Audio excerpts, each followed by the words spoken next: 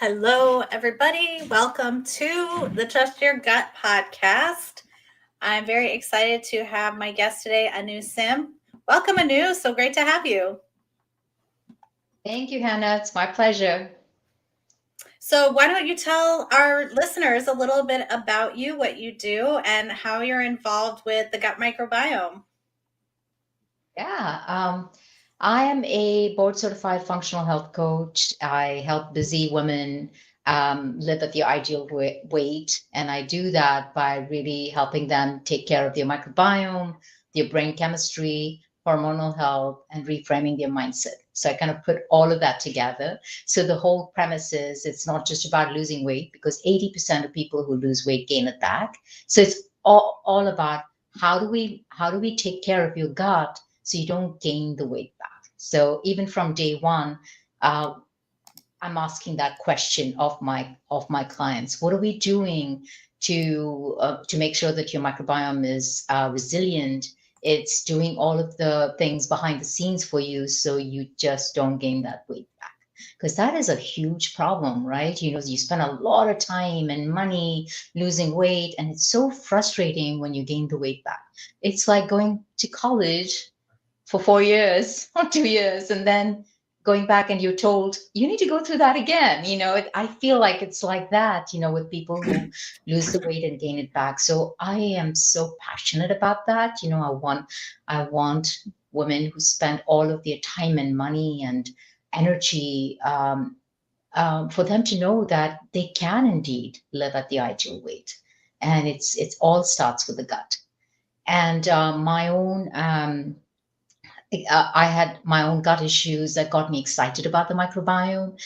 This was way back when we didn't have the internet, and we didn't. I had to go do all my research at the library, and I put my science background to work and learn about the important role the microbiome plays in our gut.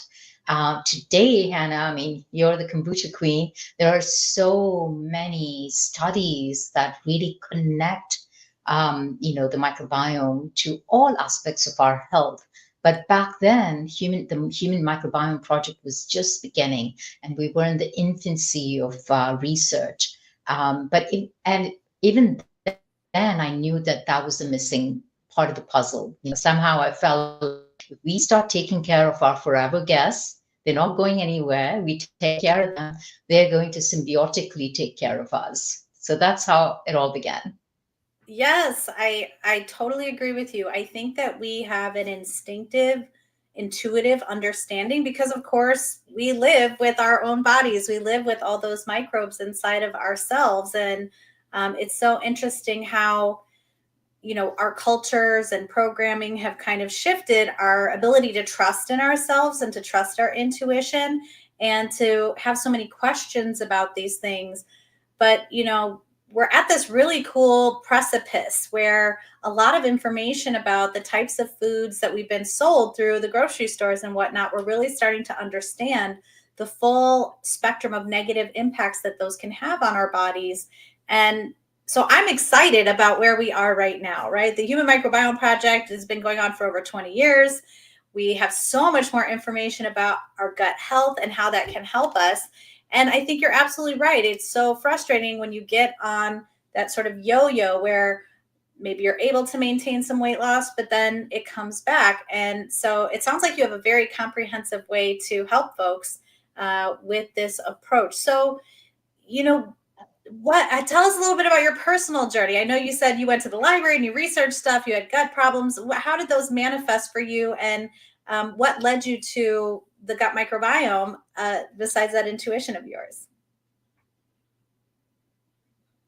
Well, I mean, you're absolutely right. We have that inner wisdom. Our body is just this incredible machine. There's so many systems that we take for granted, and we're looking outside for help, right? And I was no different. I was following the rules, going to doctor, trying to find out what's going on with my gut.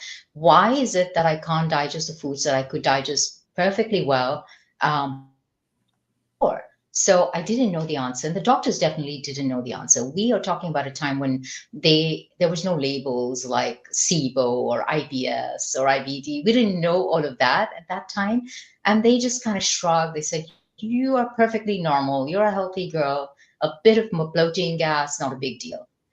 I was not happy with that answer. I started thinking, God, there's something going on. I intuitively knew that something was off.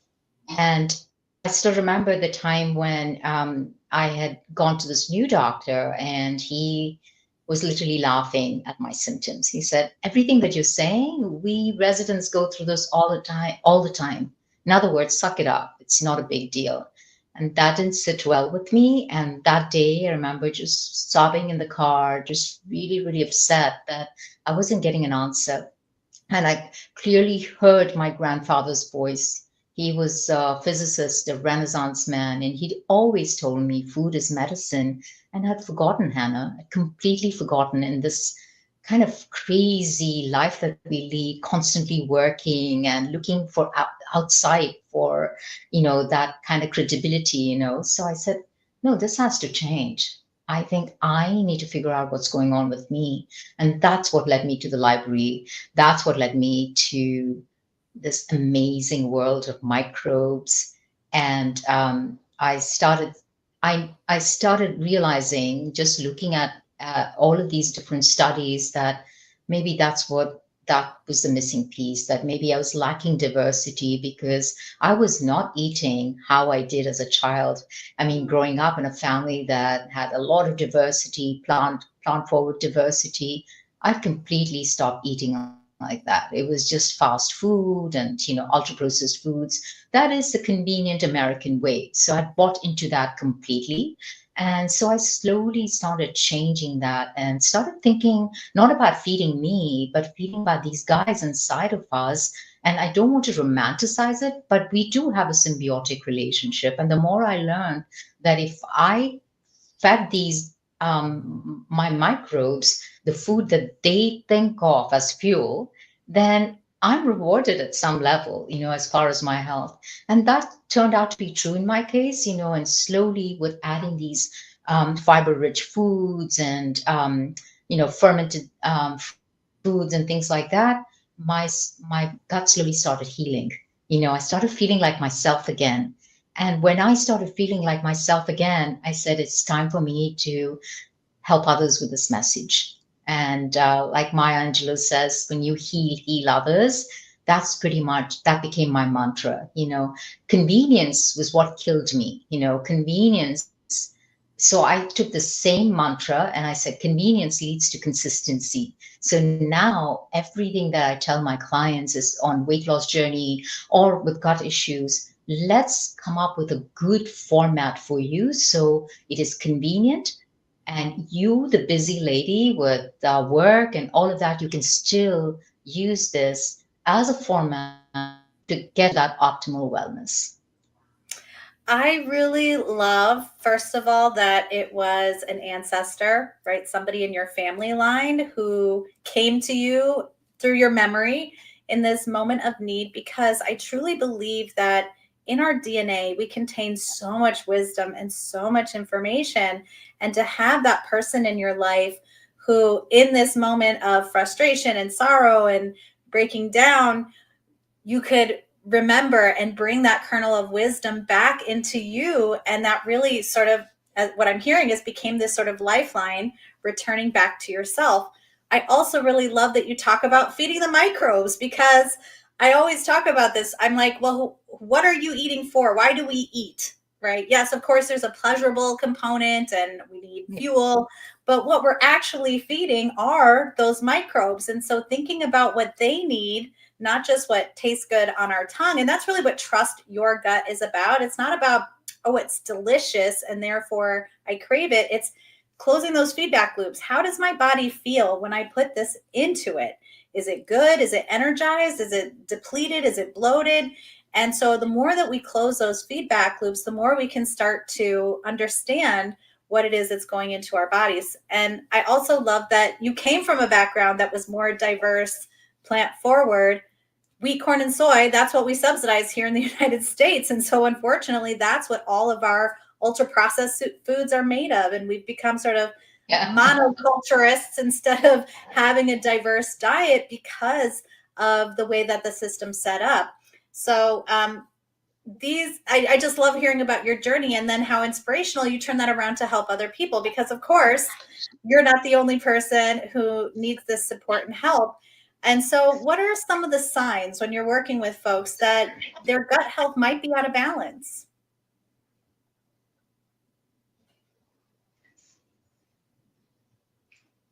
So sorry, Hannah, you're kind of cutting out, but I Oh, think you that's okay. said what are Yeah. some signs? Right. What are some of the signs that someone's gut might be out of balance? Yes. Well, the interesting thing is sometimes it's not even the gut. Sometimes it is, they could be bloated, they could be gassy, they could have like smelly gas, like rotten eggs smell kind of gas, which is like very frustrating for a lot of, especially women. Men seem to handle it better, it's like, it's a little bit of gas, but women really are bothered by it. But sometimes it's not even starting in the gut. It is like anxiety. I see that when a client comes to me, I can see it whether it's a virtual call or they see me in person. The first thing I notice is there's this disconnect. There's a lot of anxiety, and it could be, and because the gut and the brain are so connected, and more than 90% of your happy hormone serotonin is made in your gut. I love saying that because every time I say it, I marvel at this amazing system that we've created. Where we've given our microbes, handed that job of building this neurotransmitters in our gut, and the gut is sending a lot of messages via the vagus nerve to the brain. So it could be that that's the problem: anxiety. They're on SSRIs, or they're depressed. And when we start fixing the gut and nourishing it with the foods that the gut really needs to thrive, a lot of my clients will, with the help of the doctor, just get off SSRIs, get off medications.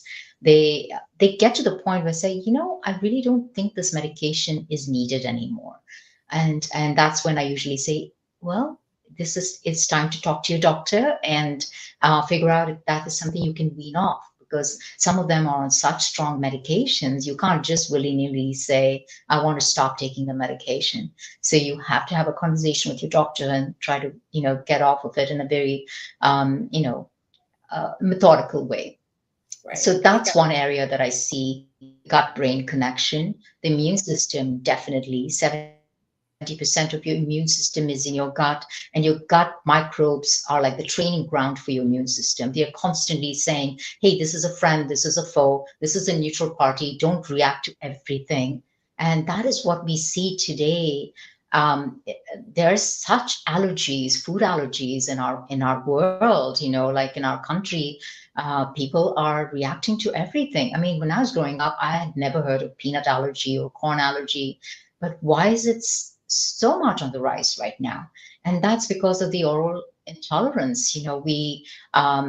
We're not eating enough diversity, so we don't have enough species going to bat for us. And there's a problem brewing. If your microbes are not there training your immune system, there's going to be trouble, right? So that's another thing I see. People with very compromised immune systems also have a compromised gut. So really, everything starts, like you said earlier, feeding the microbiome, feeding the gut, feeding it the foods that it wants, looks as fuel. And so when I'm imagining or envisioning a plate, I always tell my clients, there's a little bit of the macros for you. You choose the protein that you want and what makes you happy. The rest of the food, have an abundance of color and fiber and fermented foods and probiotic food, rich foods for your microbes.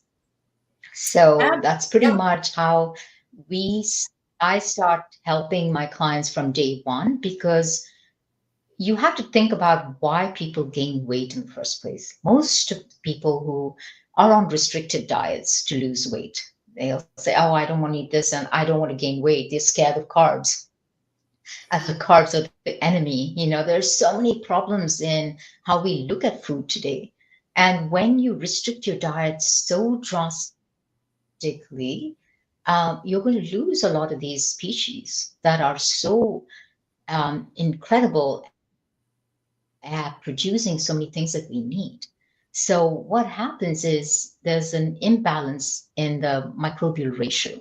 So you may have more firmicutes, a type of bacteria that can has the potential to extract more energy from the same food. So you and your friend could be eating the exact same meal, but you end up extracting more energy from it because of the kind of ratio you have of microbes. That is incredible. I mean, just there, you start realizing how important it is to feed these microbes.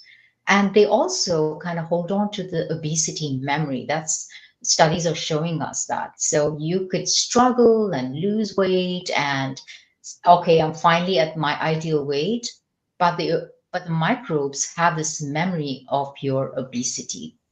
And this is because they have a lot of species that are missing that are really good at extracting things like flavonoids, metabolizing it. And so making sure that your gut microbiome gets a good, comprehensive diet is super important, I think. Oh my gosh, there's so much in there I want to address. And I think you're right about, well, so first of all, the way I try to reframe it to help people really understand is that, I think of the gut as the first brain, right? Like this is the one that we actually need to care for because of its impacts on every other part of our body, including, right, our thinking brain, our emotional brain, and things like that. And so, absolutely shifting the focus away from sort of trying to think your way out of it into more of your feeling, more into trusting the information you're getting at that gut level is so important. And like you said, it isn't just a physiological symptom manifesting in the gut itself, but it's the anxiety, it's the immune system issues.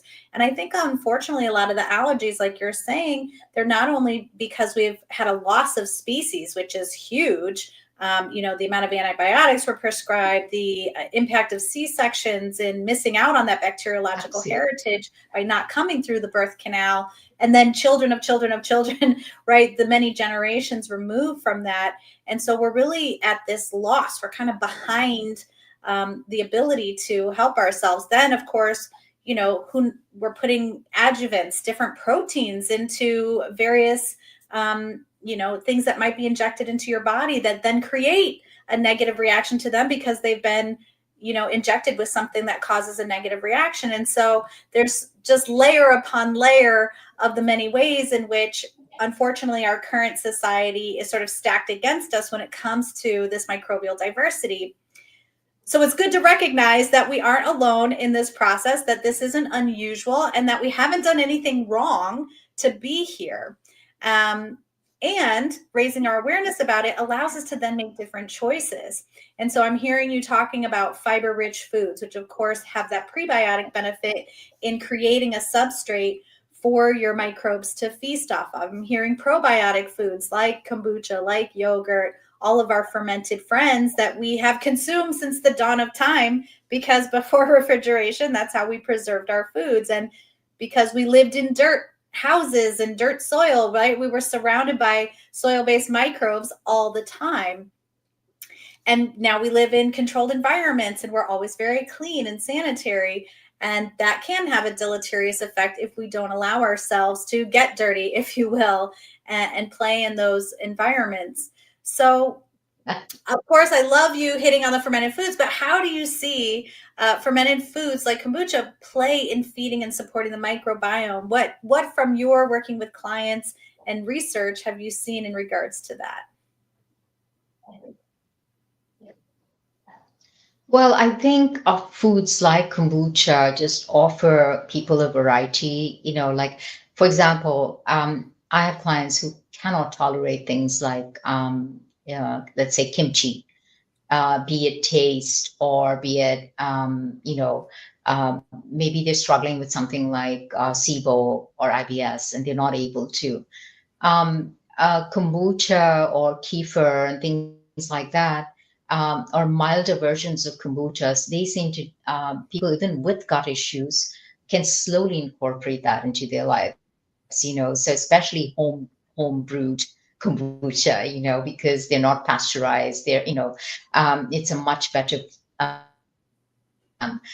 so I am always all about progression, like I wouldn't start someone with gut issues on something heavily fermented because not everyone can handle it. The same thing goes with fiber, they can't eat a lot of fiber, but within time, they're able to handle foods like kefir and kombucha and kimchi and things like that.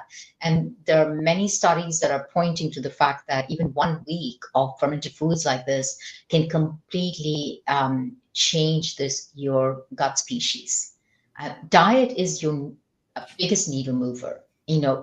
Granted, there are other things like sleep and stress that play a huge role, exercise that play a huge role in your microbial composition. But diet, from all the research that I've done, Hannah, for the past 3 years for the book, diet is the biggest needle mover. And if we can just slowly start shifting, making some changes with diet, huge difference.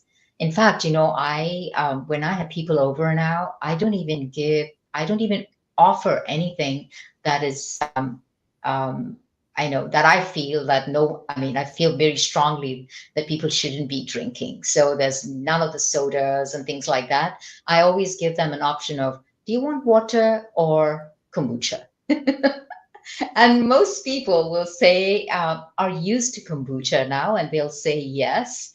And yeah, so it's about you are the 5 people you surround yourself with, and we all have we have a collective responsibility to, help people around us understand the importance of feeding these microbes because we're losing them as we speak. I mean, when you think about, groups like the hot cell, they had 1,500 species. I don't think I have in my practice seen anyone have more than like 145 max species. That's really sad. And the lowest I've seen is like 22. That's like a ticking time bomb. So many things that can go wrong here, because we have, evolutionarily speaking, handed over a lot of things to these microbes to do the work for us. For example, when they have the fuel that we really eat, like fibrous foods and things like that, they break it down, metabolize, and produce something called short chain fatty acids, as you know, especially butyrate, and that are doing so many things behind the scenes for us. Inflammation, blood sugar balance, immune system, keeping your gut barrier nice and strong. They're also great at producing vitamins, and we don't produce vitamins, we get it from our diet, but our microbes produce vitamins and minerals as well. And also things like B and K, vitamin B and K. And then neurotransmitters, they play a huge part in that. So I feel like we're at a place now that we cannot take this for granted. We cannot ignore it. We really have to start caring for them, you know. Yeah, absolutely. And we evolved this way, right? There's a very beautiful reason why this is the way that our bodies function. And it has to do with, of course, what were the foods available to us. And then fermentation is essentially a form of digestion that's taking place outside of the body. And so by breaking it down into those smaller pieces, creating those metabolites, extracting more of that nutritional value, then when you go to put it in your system, of course, it's going to be a lot easier for the microbes living inside your body to consume the foods that have already been broken down by microbes outside of your body. And so fermentation is this way of helping you Absolutely. to eat Yeah. those foods. Now, we did have a question from someone. They were asking if you have any advice for those who are losing weight rapidly. I don't know what the circumstances are, but obviously, most of the time we're talking, especially here in the United States, we're talking about losing weight. But for some folks, maybe they've lost too much weight or they need to gain weight. Is this something you see that's also related to the gut microbiome and the diversity there?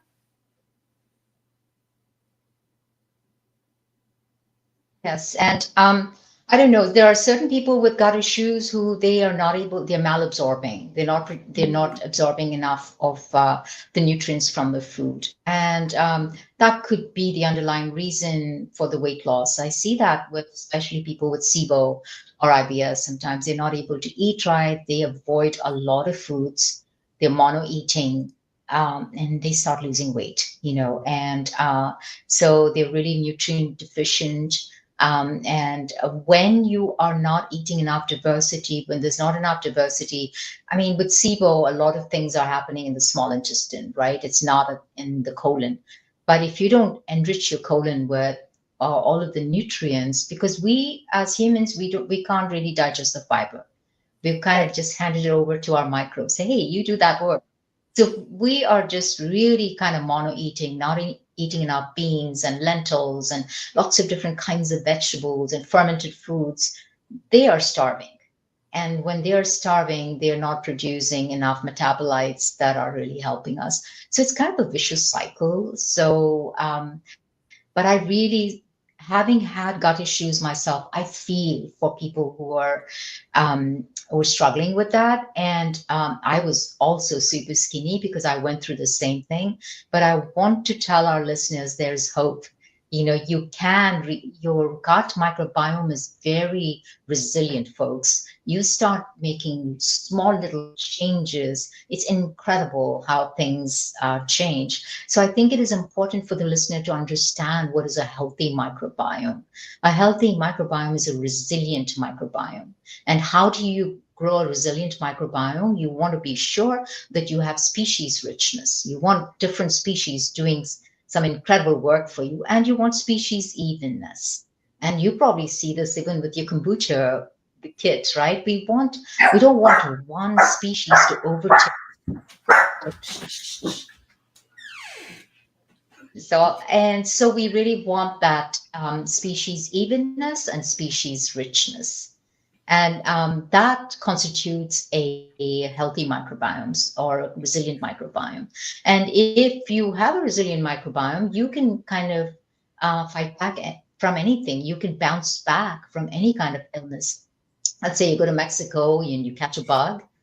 Why is it that some people are able to bounce back and others go through, oh my gosh, it becomes this huge thing and they have to take antibiotics for it. They get diarrhea from the antibiotics. It becomes this huge thing because you don't have the microbes that are doing some really important work behind the scenes. So even if you do have gut issues, I think with time you can heal your gut. I say that with such conviction because I did that. And a lot of my clients have recovered from SIBO. And once they recover from a gut illness, it is all about how do I go from low FODMAP foods and graduate from that to medium FODMAP foods and finally to high FODMAP foods. Because that's where the diversity is. The more diverse your diet is, the more you're offering your guests. Absolutely. Well, and that's diversity is the key. And I think we get the answers from nature. If we look out our door, we don't see one type of tree or one type of bird. We always see everything living diversely in an ecosystem. And we've talked about some of the ways why in our modern lifestyle we lose some of that diversity. So we've been talking very specifically about foods and fermented foods and fiber and different things we can add. Do you ever, and so one question I had was, in your practice, are you doing a gut microbiome test? Like, where do you recommend people start this process to understand first what's the temperature read on my microbiome to know if I have enough species? And second, do you only rely on food or are you also including some supplementation in order to create that diversity in the gut? Obviously, it's going to vary person to person, but just in general, what are you seeing in your practice? And that's a great question. I do offer a microbiome test largely because it starts making a client curious about their own gut microbiome. Granted, right now we're not in a phase where the microbiome test is diagnostic in nature. It's not diagnostic, but it tests the feces, right? And the feces is a good representation of what's happening in your distal colon. in your colon. So it's because of the proximal nature of it, we have a good idea, both from the dead and live microbes, who's in there, how many species do you have. So I would say really looking for a good shotgun sequencing, whole genome sequencing kind of test is very important. That's what I use in my practice. Then we get the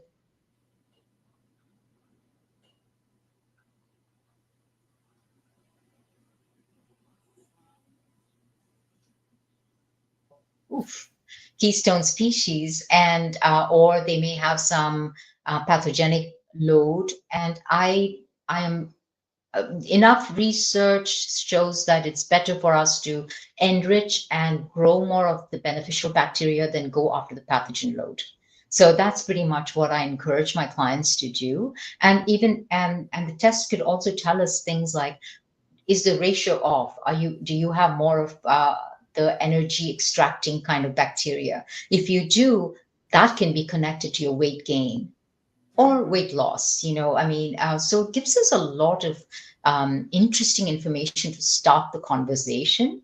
And then based off of that, we make dietary changes and I don't know, I think, and my clients feel like that connection with your microbes, when they see the test. Oh my gosh, you guys are inside of me, and that is how it was for me, Hannah.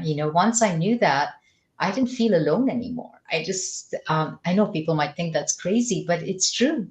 You realize that we are this ecosystem, and it's a symbiotic partnership. We're holobions, and that makes all of us feel like so I don't know, it feels protected and doing the right by the people, by these microbes who are inside of us. So, and I think you had another question Well, I was asking about about, supplementation was because it diet? it was about a Yeah, the diet and supplementation. Well, yeah, that's a great question. And a question that I get asked a lot is, what kind of probiotics do you recommend? And true, it's completely bio-individual. It's really hard to say which. It depends on what's missing. Having said that, I would caution our listeners to not just buy a probiotic that looks really pretty cool. Just everyone has great marketing. I think it's better to look for strains. What kind of a strain does this probiotic have? Does it have strains that are well studied, like lactobacillus or bifidobacterium, akkermansia, things like that? And also, why are you taking it becomes very important. Just taking a probiotic without really a good reason for it doesn't really help. And lastly, a probiotic by definition is something that confers some kind of benefit to the host. So you need to figure out, is it really helping you? And that you'll find out in within a matter of weeks, because they're in your system, they're giving you some help as long as you're taking it. So that's another thing to remember, that they're transitory at best. As long as you're taking the probiotic, you're getting some benefit from it. When you stop, whether they colonize is up for grabs. It's hard to say. Sometimes they do, sometimes they don't. yeah, And I that's like. why I believe that growing your own is most important. That's where the kombucha, that's where the fermented foods, that's where the fiber all come in. It's so important. Let's say, for example, you've heard about acromansia. It's like a blockbuster, a keystone species that everyone's spending a lot of money on, like $100 a pop or something. But what if we actually grew them? If you start eating foods that are high in polyphenols like pomegranate, dark chocolate, green tea, and start really taking the time to grow it, chances of it finding a place in your gut is much stronger than just taking a supplement. And this is not me saying it, it's based on studies. Well, and but I love that perspective because I think our culture is so indoctrinated into thinking like, oh, where's the magic pill? Where's the one thing? Where's the right? We're always, what's the one solution that's going to solve it all? And the reality is, it's not one. It takes time, effort, and a real desire. Do you want to live? Do you want to have a life where you have energy, where you aren't always dealing with symptoms, where you don't feel like you're in conflict with your body? Rather, you've made peace with your body, because your body really is your friend. I mean, this is our living spaceship, if you will, that we propel ourselves through, planet Earth in. And it's really sad to me how much conflict has been created with our own bodies as a result of over medicalization, like you were talking about before. There's a push to over prescribe medicine. There's a push to normalize, oh, well, I take, 5, 10, 20, 30 different pills a day. And that's normal. That's not normal, right? What's normal is not having to take any pills at all, maybe except on a rare occasion. And it's normal to diversify your diet. And that's why things grow in seasons, right? Because we're not supposed to have I watermelon mean, year round.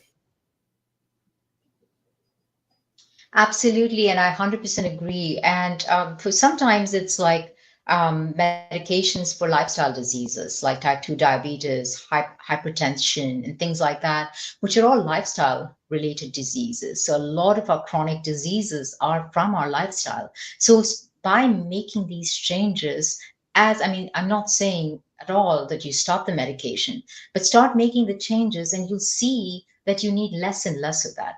The part that aggravates me most is things like taking a proton pump inhibitor, like, an antacid kind of thing, medication like omeprazole or something like that. And some of my clients have been on it for eons, just ages. And when I ask them, how long have you been taking it? They don't even remember. Like, oh, like forever. Oh, did the doctor have a conversation with you to try and maybe, wean you off of it? Do you really need it? I mean, it's in the system and they keep taking it. And things like that, like proton pump inhibitors, antibiotics, they all have, um, they can destroy the microbiome. You could have like that increase of pathogenic load. And so it's really important to pay attention and not give your power away to anybody. Do the research. You are living in a world now where there's incredible research available. And so we can use that research to empower ourselves. So we go on with those questions to the doctor and say, hey, I know something about this. I want this. And there's a better chance of you getting some answers from your doctor when you go empowered, like, this is what I want my life to be. And Hannah, you were spot on when you said about health. um, I think one of the questions I ask my clients is, if you're 50, how do you envision yourself when you're 60 or 70? What do you want for yourself? Some people will say, oh, I really wish I could hold my grandchild, or maybe put a suitcase on top, like the carry-on, things like that. Oh, I wish I could exercise or run like I do now in my 40s. And that's the image that we need to hold on to. That is more important than this crazy thing for longevity, to live to be 100. What is the point living to be 100 if you're not a healthy 100? You just become a burden to yourself and society, right? So the most important thing is health, and it's our responsibility, to take care of ourselves and for our future generations. So I'm not a burden to my daughter or son. Say, listen, I'm doing my best here. I'm taking care of me, so you don't have to do all of that. You don't have to wipe my, so. Well, more than that, you don't have to pay my medical debt, right? Like Yeah, and that too. right. Yeah. Like that can be a fear for another family member, is not only am I afraid for your health and for your Oh, life and your well-being, but it also then creates this negative financial impact. And so, there's so many reasons to say yes to this. And what I love about this time right now in history is just that we have functional diagnostic doctors, that this whole field has emerged because of what's been missing in traditional healthcare in the United States for the last 150 years. We used to be a country that valued homeopathy and herbalism, and we understood traditional medicine like what we see in Ayurveda or Chinese medicine or literally every culture on the planet has had a relationship to plants and food and the way we do things. And we lost so much of that. And now there's a real resurgence of it. And so you've alluded to your book. Tell us a little bit about it and how that can help us with all the things we've been talking about. Sure. Yeah, and to answer your, about this wisdom from different kinds of alternative medicines, it's interesting. I've been on many podcasts now to talk about my book, and that's a question that I get asked a lot, about wisdom from other types of medicine. And that tells me right there that everyone's looking for like a more holistic approach to health, right? When we talk about food, for example, in Eastern medicine, food is not just the thing that you put in your mouth. Food is everything, thoughts, perceptions, all of that constitute as food. And when you eat it, how you eat it, what you eat, all are equally important. And seasonal eating, for example, Hannah, is something that the microbiome really respects. When you eat seasonally, we're straying away from that. So going back to the farmers market, eating something in season. If a client says they're having mangoes in the heart of winter, I'm like, that's not helping at all. So we really have to be mindful of things like that as well. So going back to the question about my book, it's called Flourish from Within. I spent the last 3 years writing it, because of my passion for the microbiome and everything it does for us, for our health.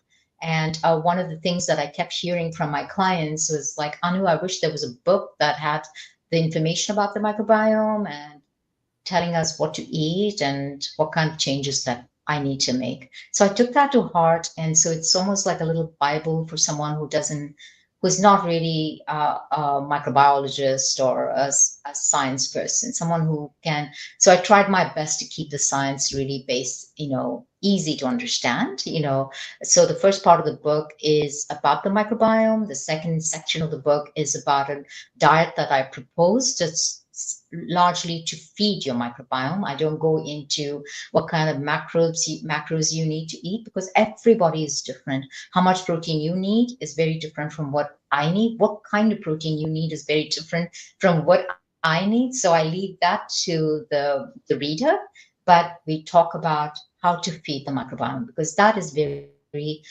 evident from all the research, like what kind of foods are really these microbes thrive on. And finally, I have about 15 recipes to support it. That sounds really great. So we can find that on your website or anywhere books are sold. Uh-huh.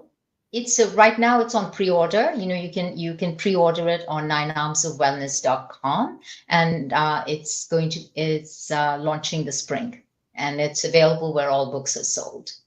Oh, great. And so tell us again where people can find you if they want to know more about your services, this great information you have to share, and of course the book. Sure.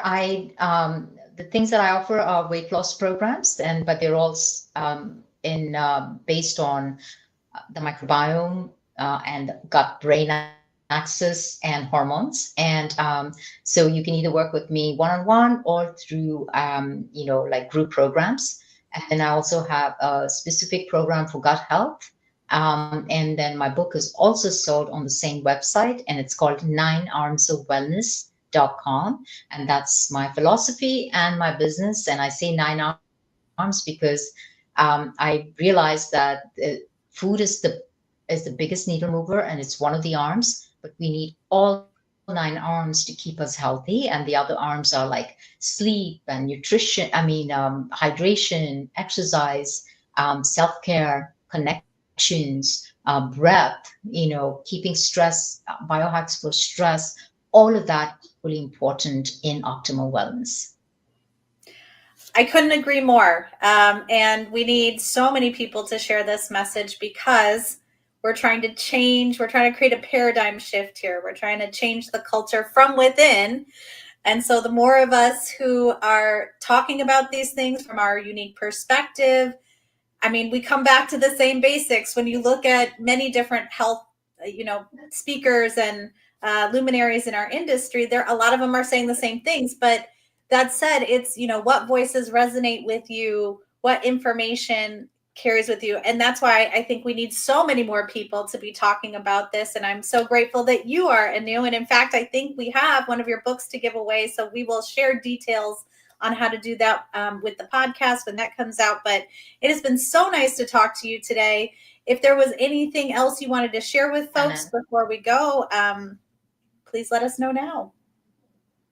No, I just want to say your microbiome is very resilient. And I think having that, just tapping into your inner wisdom and having that faith that you are indeed going to be well and whole is something that all of us need to always remember, and not give that power to anyone, because I see that a lot in allopathic medicine where you're given like a death sentence. This is not, that doesn't sit well with me. And this is something I try to reach out to as many people and say, have the faith, have the hope, and really go inward, to find answers. Because when you sit with yourself, you're going to have the clarity, like I did in that moment in that car, where my grandfather was speaking to me. That is when I had such clarity around what I had to do next. And we all have the opportunity when we have a few minutes to ourselves. So I think that would be my biggest message to everyone. Yeah. Yes, absolutely. You're not you. broken. You are whole. You are complete.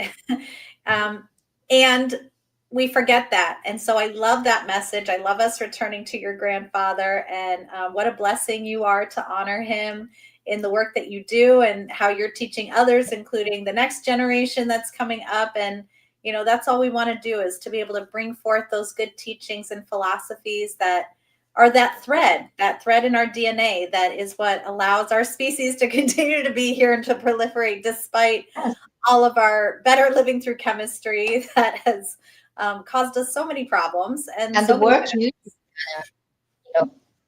the work you do through the kombucha awareness is something so incredible, because our microbes and our microbiome is think of it as a family heirloom that you're passing on to the next generation.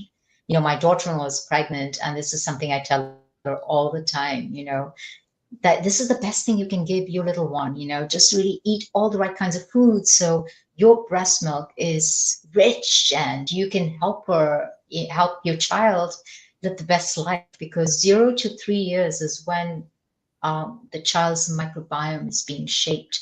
So we do have a responsibility towards the next generation. Absolutely. And how lovely that here you've put so many great things into a book so anybody can access this information and wisdom and have hope and find a place to start. So thank you so much for being here today. Really appreciated you joining us on the Trust Your Gut podcast. Anna, thank you so much.